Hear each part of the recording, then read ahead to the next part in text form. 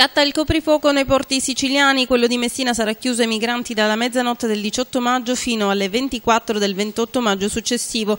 Tutti gli altri porti siciliani chiusi da mezzanotte del 22 maggio fino alle 24 del 28. Lo ha stabilito il capo della polizia Franco Gabrielli, l'ultima delle disposizioni in tema di sicurezza per consentire che il G7 in programma il 26 e il 27 maggio a Taormina si svolga nella massima sicurezza. Una decisione che però ha inevitabilmente sollevato polemiche. Le coste siciliane saranno vietate agli sbarchi per 7 giorni. Ufficialmente la decisione è stata presa per evitare di sovraccaricare il lavoro dei poliziotti già impegnati nella perla dello Ionio. Circa 8.000 gli uomini delle forze di polizia impegnati a tutela del summit siciliano, ma c'è chi ritiene che dietro questo stop agli sbarchi ci sia invece il timore che qualche terrorista possa infiltrarsi tra i migranti. Timore che in più occasioni è stato manifestato ma che mai aveva spinto al blocco degli sbarchi, almeno fino ad oggi. C'è chi ha fatto notare che le misure di sicurezza si adottano allora evidentemente solo per la visita dei capi di Stato e non per la gente comune.